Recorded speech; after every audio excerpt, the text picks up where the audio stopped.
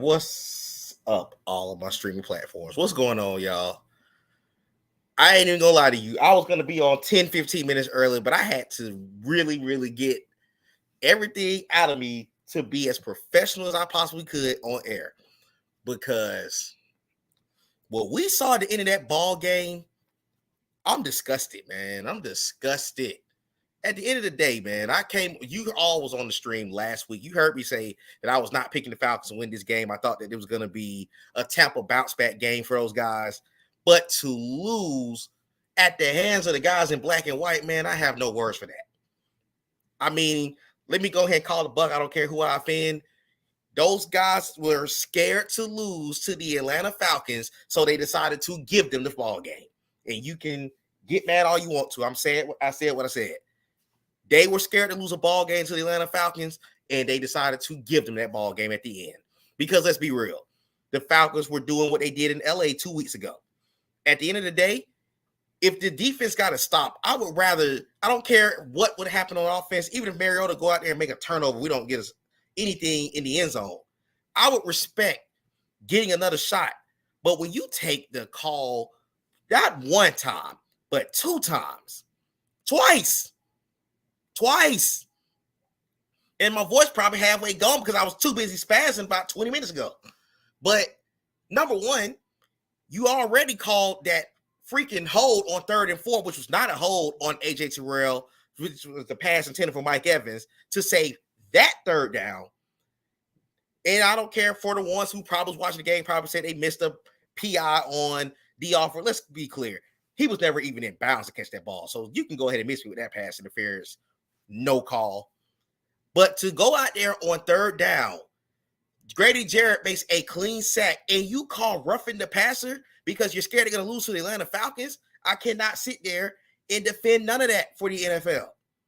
And I like Tom Brady, but I have a very irritable spirit with them right now because don't take a ball game away by the hands of the officials. I'm very upset about that, and I'm not going to sugarcoat it. I am hot about that right now. To the point where don't rob a team of a ball game that they're fighting back in. They were already down 21-0. It's not their fault they were down, that they would come back in the ball game and still had over 3 minutes remaining in the ball game with a shot to possibly win the game. And yeah, we had some mistakes in the game. Marcus Mariota didn't have the best game. Young Ho missed a field goal early in the first half that could have made it a 7-point game. There were things that we did wrong that could have been prevented. But let's be honest. To sit here and take a ball game from a team like that, in that situation, that's ridiculous. Like, it's ridiculous, man. I can't even sit here and defend this thing for what they call. And I don't care about the NFL rules. We've watched NFL football for years. That's one of the worst roughing the passer calls I have ever seen called in a ball game, and it has nothing to do with the fact that I'm an Atlanta Falcons fan. That's just simple NFL football, man. And it's no way I can defend that. And anybody that's on here to defend that, either you a Buccaneer fan or you're a Tom Brady fan. But let me hit these comments real quick because I had to get that part off before I even hit a comment. AJ, what's going on? He said, part of my friends were safety. Oh, man, yikes. Listen, man, they wanted to do everything they could to get that man to win, and they did. Amy says I feel the same exact way. Like, I had to collect myself before I even came on here to do this at all. I had to collect myself before I even came on air. And I'm probably still going to spaz a little bit more after this thing is over. Terrell, what's up, bro? It said BS. Bro. And it's so bad because one of my good friends was saying to me they were going to rob us at some point because they were going to make sure if it was close that they were not going to let the Atlanta Falcons lose that ball game, and it happened. So when you see stuff like that happen, it's just irritating. It is so irritating to have a ball game taken from you by the hands of the officials, not from the simple fact that you may have had something dumb go your way.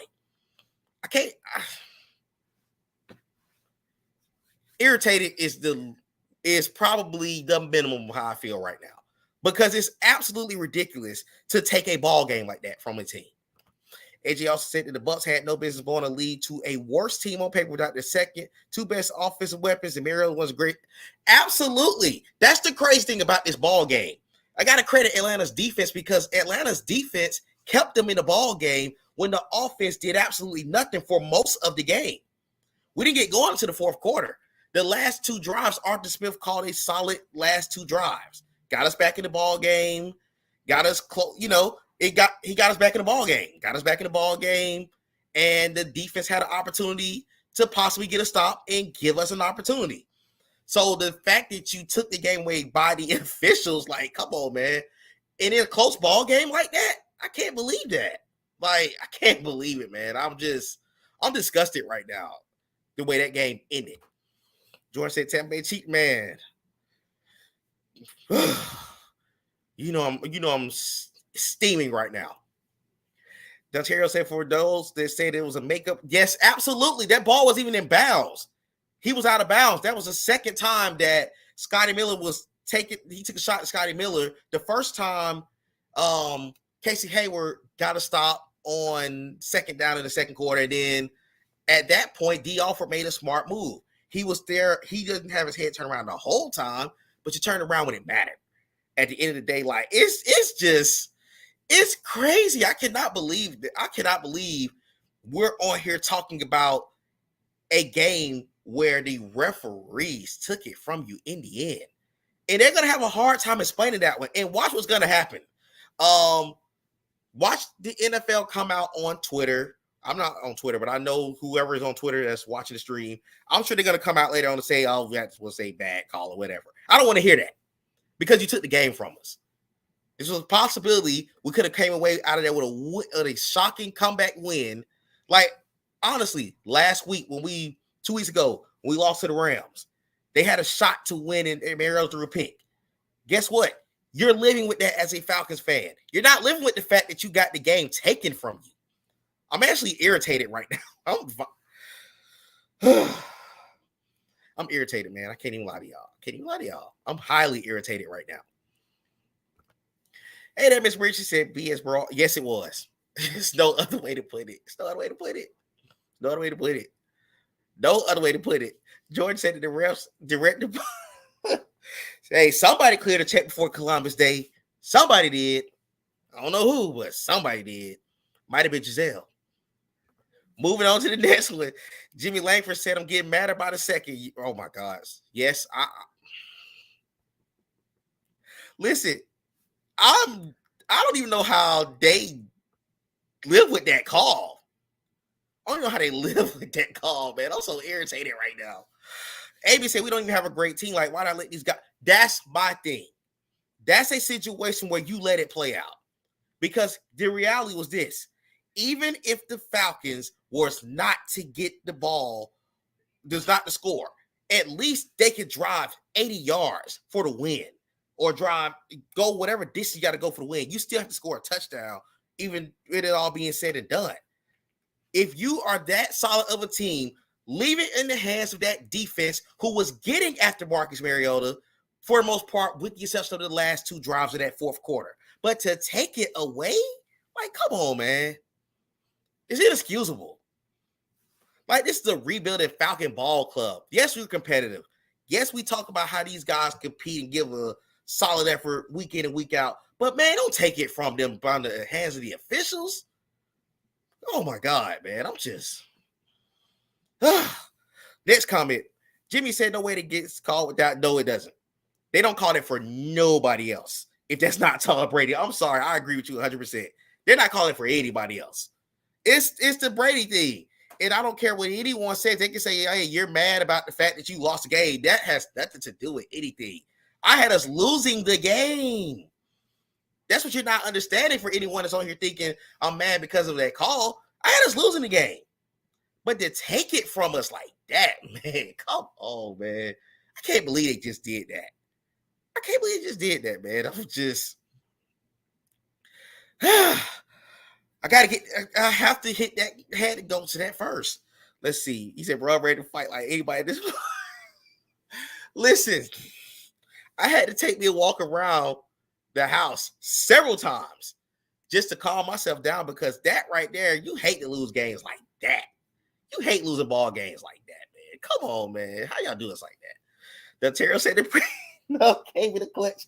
Something came in the clutch, because there's no way that they sit there and they live with that call. There's no way they sit there and live with that call. No way. John, what's going on? He said, Nate, what's up, bro? Falcons may not have the best team, but they play hard, lead their hearts out there on the field. That's all you can ask for. They do it every single week. And I guess they play too hard because that clearly sat there and called that throwing third down penalty two plays in a row on third down. Like, good Lord. JD, what's up, bro? He said, bro, they are blowing up on. I'm sure they are. And I'm sure it's going to be all over social media for the next 2 days. Because, again, you cannot defend that call. And Bucs fans cannot defend that call. I don't care if y'all have. You won. Congratulations. Woo-hoo. You won. But at the end of the day, it was a bad call when it's all said and done. Let's be real. Amy said, I could have took it. Yes, we haven't had a winning season in 5 years. So anyone that think we're on here mad at us losing the game clearly doesn't get it. We've had 5 straight losing seasons. So that's not even the point here. The issue is you sat here and you took a ball game from a team without them getting the opportunity to at least try to win. Does the Falcons come back and win the game? I don't know. I'm not sitting here saying we would have won the game, but to not even give the team an opportunity to not come back and win the game, come on, man. You can't do that. You cannot do that, bro. I'm so irritated right now. Mike, shut it, Mike. Good win for y'all, though. Y'all beat Seattle 39-32. Good win for y'all. And John said that Brady is surely on the decline. That, to be honest with you, with as bad as the Falcons offense played in the first half, for that game to be 13-0 at the half speaks volumes to how Tom is not the same guy, but I also got to credit our defense. The defense made stops. The defense got stops when it mattered the most, and they kept it within reach. So at the end of the day, it's coming down to they fought back in the fourth quarter. I love the fact they made it a game. They got back in the game, but unfortunately, what happened. But the thing is, the defense, of course, the offense was without Cordero Patterson, who's on a 4-week IR, and Kyle Pitts had a hamstring injury. He was out as well. But at the end of the day, they still ran for over 100 yards on the ground. I kind of was not happy with our play calling for most of the game. I felt like they were trying to force us to win the ball game on the arm of Marcus Mariota. That's just not his game. And, at the end of the day, we had moments where we put ourselves in this predicament. Like we said, Young Oku missed a field goal in the second quarter. That could have made it a 7-point game at that point. So, again, the Falcons had some very boneheaded decision-making in the first half. And in the fourth quarter, like I said, they kept it close. Because, again, the way that this game went, they could have scored way more than they did. But the defense was hanging in there. They were hanging in there. And they gave them enough of a chance to win the ball game. Which, once again, and also, let me make this clear too, guys. I feel bad for Grady Jarrett because for the third week in a row, Grady Jarrett was making a huge play for the Falcons. He had a sack last week to set up the win against the Browns and the interception for Richie Grant. He had a sack the week before against Geno Smith to set the interception up for last week it was D'Alford. The week before it was Richie Grant, excuse me. But Grady Jarrett was coming through like a person that just got paid is supposed to come through. But unfortunately, you find yourself losing a ball game like that because of that. Oh, my goodness, man. Oh, man, oh, man, oh, man, oh, man. Next comment. Falcons definitely, was anybody losing if it's on us? Don't take it. Yeah, absolutely. Absolutely. That's the issue that is the problem for all of us Falcon fans that are watching that was tuned in and they're angry right now. The Atlanta Falcons is competing in these ball games. But to take the opportunity away from them to possibly tie or win the ball game, which more likely would happen if you score a touchdown, is inexcusable. And I would love to see how some of these people are going to discuss this situation because I know it's going to be a topic on a lot of major sports networks tomorrow. Because, again, it's the way it played out. It's the timing of how it played out. You took it away 2 times on third down. That's the problem I have. Amy said, let me go to the rest of the comments. Amy said, I can't stand Mariota, but Huntley's absolutely. And the one thing that I'm not really understanding with the Falcons is there is talent on the team to where we can still run the ball effectively. Tampa is one of the best units in the league in stopping the run. They've been that way for years. To run for over 100 yards speaks to the progression of the rushing attack. But the problem with the Atlanta Falcons is they get it going at the most inconvenient time. Like, it was a situation where you weren't really running the ball. You came out just throwing. But then Caleb Huntley started making big runs. Then you had Mariota run for a couple of decent runs. Then you had Algier come in and make a couple of good runs. Like, they're doing enough running back by committee, but the Falcons have to find something and stick to it. And that's our issue a lot of times. We don't stay consistent with the rushing attack, or we're trying to force Mariota to be a quarterback that's going to be dual threat, and he's not that guy. I know everyone is wanting to say you can't just put it all solely on the quarterback, but at the end of the day, despite sometimes you are in the NFL. When I look at this team, you have the rookie Drake London. Some of the other guys have to step up. At the end of the day, that's what you have to do. You are paid to play in this league. So if a person goes down, you got to be ready to play. And there was a couple of times Cordero Hodge dropped what possibly could have been a touchdown on the screen right before the half. We had a couple of boneheaded decisions in the first half, like I said. But again, this team is such a scrappy, resilient ball club. They fought back to make it a ball game. And that's all you can ask for a team that is in the position like the Atlanta Falcons are there in a possible rebuild. So, yeah. Amy also said, see you boys. I hope they play angry the rest. I hope they do too. I hope that game irritates them to the point where they come out and be ready to fire week in and week out the rest of the way. Because at this point, this team should feel very disrespected at the fact they took a game away from me.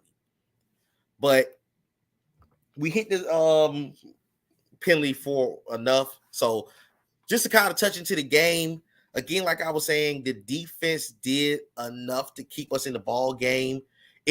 Yes, Tom Brady, on paper, Tom Brady had 351 and a touchdown. But if you truly just paid attention to watch the ball game, one of the biggest things in the ball game was a lot of it was dinking and dunking.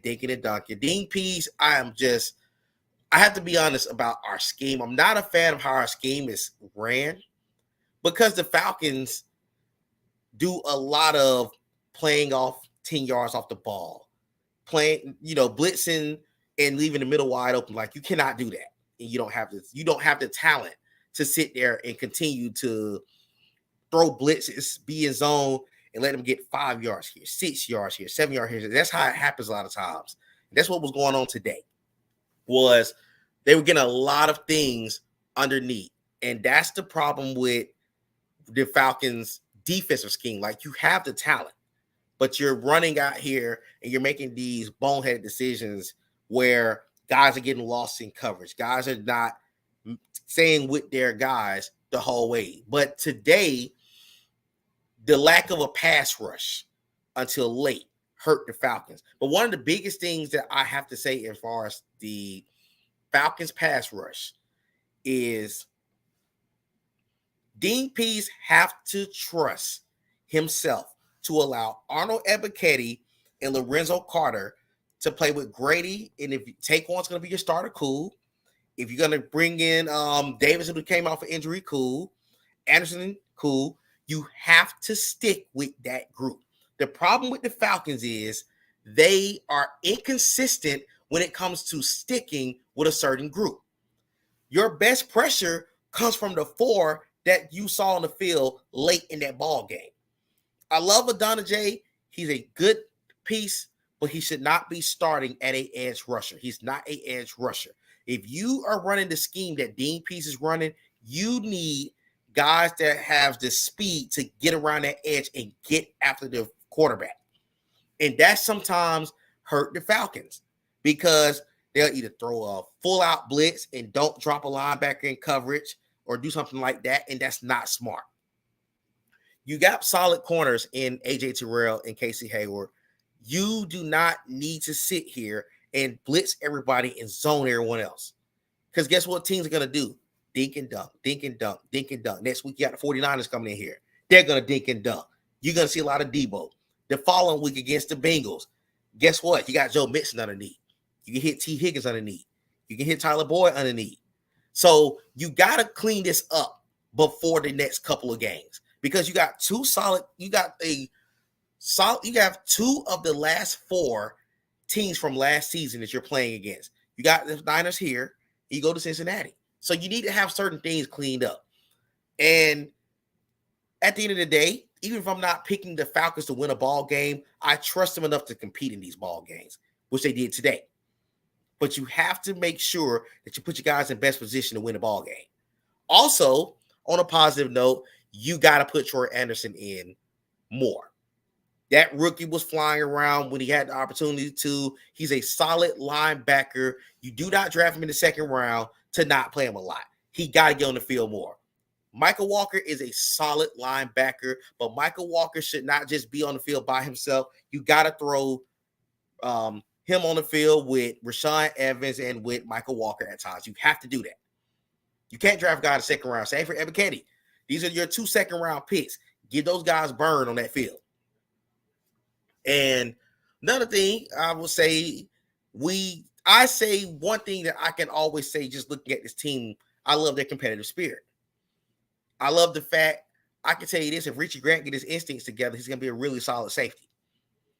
Because a lot of times he's there with the ball. AJ Terrell I'm going to go ahead and put it on record. Let me go ahead and get this clear. AJ Terrell did not have a bad day at the office. He was right there on a lot of those Mike Evans plays, but it's Mike Evans. Like the one throw, I think I want to say it was in the third quarter it was a second, maybe in the second. But there was a dot that Tom Brady threw where only Mike Evans could catch, and AJ Terrell is there step by step. That's all he can ask for. Also, he's had a tough slate of wide receivers through the first 5 weeks, and it doesn't get any easier. You're going to go up against Debo next week. You're going to go up against Jamar Chase the following week. So you're getting tested a lot. But again, he's been pretty good for us this year. Again, like I said, our biggest thing is we got to find some pass rush because your corners can only cover but for so long before the quarterback can find guys. And that's the one thing. We didn't have a sack on Tom Brady. Well, we did have a sack on Tom Brady, but you know. But anyways, another problem I can say, another note from the game, the Falcons offensive line didn't have the best day today, but a lot of it had to do with play calling. One of the things that I did not like was seeing a lot of play action being ran on third and short.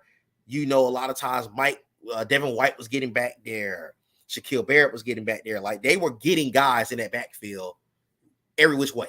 So you cannot sit there and keep calling different routes and keep putting yourself in position where you're not calling you're calling plays that benefits Tampa's defense. It's going to fly around. You have two of probably the best side-to-side guys in Levante David and Devin White, and you got to be smart when you're calling plays against these boys. Like that's my whole thing. I don't feel like the Falcons at times call some of the best routes that they should, or when there are times where you should probably test the matchup with Drake London or somebody like that, you don't really do it because one, Mariota's not really reading the field that well. He'll quick step and throw. So that's something that has to change because at this point, I feel like you have to start considering giving Desmond Ridder some reps at some point. I'm not saying start him. I'm saying you got to give him some reps so you can find out what you have at quarterback because honestly, Mariota is not that guy for us. I get it. It's a bridge season. He's not that guy for us. Let's just be real.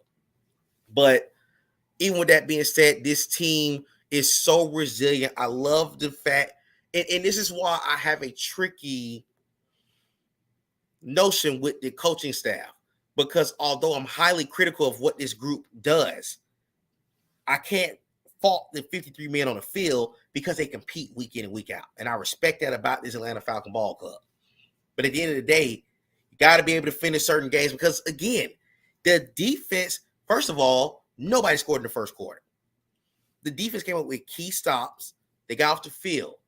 Nobody even went for 100 yards in the game. So as you saw, yes, Tom had 300 yards.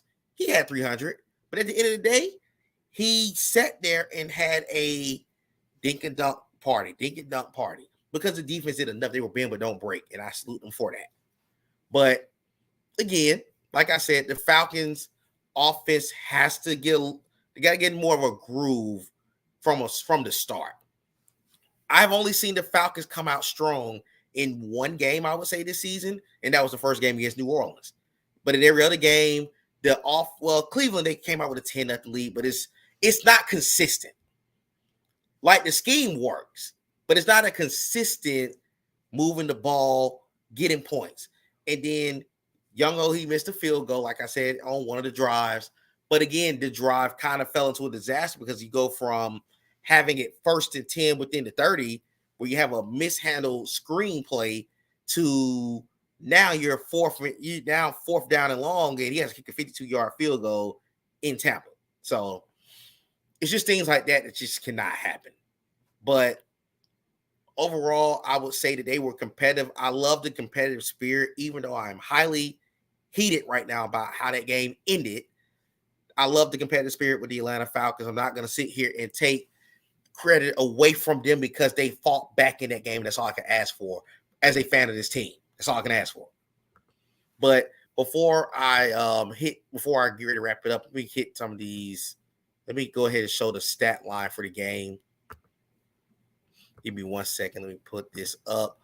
Okay, let's go full screen. The Atlanta Falcons stats for the day was 21-15 final score, as you see below. The Falcons scored all 15 in the fourth quarter. Mariota had 147 passing yards, 1 touchdown. He got sacked 5 times. Tom Brady, 351 and a touchdown with no picks. Both had a pretty decent quarterback rating. Mariota led the team in rushing with 61. We ran over 100 yards once again. Tyler Algier, he got 45 yards. He was trying to get as much as he possibly could out of that group today. Caleb Huntley, 8 for 34. Avery Williams, 3 for 11 with a touchdown. Leonard Fournette, 14 to 56. He averaged 4 yards to carry with a touchdown. Rashad White, 5 for 14. The Falcons did a pretty good job against the rushing attack in the game. Now, as far as offensively, Zacchaeus led the team in receiving 2 for 39 and a touchdown with a 20-yard reception. Drake London, 4 for 35. This was we didn't have a lot of impact on the field as far as passing. For the Buccaneers, Leonard Fournette had 10 of 83 with a touchdown. Mike Evans, 4 for 81 with no touchdown. Chris Godwin, 6 of 61. Kay Otten, who had his best day of his career, 6 for 43. He had a pretty good day for them. Scott Miller had 4 for 35 again. Once again, as you see, the fumbles is, like I said, it's not a Falcon game unless Mariota fumbles the ball. Dalen Hawkins and Michael Walker led the team in tackles. Once again, Troy Anderson had 5 tackles, 4 solo, and a tackle for a loss. Troy Anderson also got a quarterback hit. Grady got 2. Lorenzo Carter got 1. As you can see, week in and week out, they're making plays. Antoine Winfield got a sack. He had 2 tackles for a loss, a quarterback hit in the pass defense. Carlton Deidre Sanat, who used to play for the Falcons, got a sack in this game. Logan Hall, the rookie out of Houston, did. Vita Vea did. Joe Tyron did. Again, the Buccaneers defensive line did what the Buccaneers defensive line does best. They get after the quarterback, and they did that after Mariota today. And even with that being said, this was a winnable ball game for the Atlanta Falcons. Nobody threw a pick. 3 kick returns, 1 punt return. So again, this was kind of the stat line. Young-Ho missed a field goal. Like I said, the only field goal that he attempted other than an extra point. Ryan Suckup kicked 2 field goals, which the Falcons did a good job. Like I said, they held him to 2 field goal attempts at some point in the game. So again, it was a manageable ball game. They didn't really get themselves out of control really with the game. That's the thing that was rough for the Falcons. But I just got to be honest, I'm very, very, very disgusted with how this game played out. The ending of this game. I hate watching a ball game where the officials dictate the end of a ball game. I have a big problem with that. And I would feel this way if it was any other team. I felt the same way 4 years ago, even though I disliked the New Orleans Saints when they took those boys that chance away from them for the pass interference. Just throwing that out there. But once again, you cannot sit here and leave the. Unfortunately, I know it's a cliche statement. You can't leave the game in the hand of the officials, but unfortunately, this was a game where it wasn't even obvious for you to sit there and make those calls. And that's the thing I have a problem with right now. But all in all, it was a competitive ball game. The Falcons are resilient. They fought back in the game, cut it to 6, only for that unfortunate situation to play out at the end. But the Falcons go to 2-3. We got the Niners coming in here at home. The Niners actually is one of the best defensive units in the league coming into Atlanta this week. They're right now up 10-0 in Carolina. So hopefully we can get back Kyle Pitts by that game. And hey, Falcon fans, still make sure you turn out. They came out in droves last week against Cleveland. So got to still get that home field advantage going. But again, tough loss for the Falcons. They're going to bounce back soon. I don't really have a high expectation for the 49ers game, but you never know. So until next time, this has been an episode of All In with Nate. I appreciate y'all that tuned in, and I hope you all enjoy the rest of your Sunday. Go Falcons. And again, let's get ready for next week at home against San Francisco. Hope to see y'all there.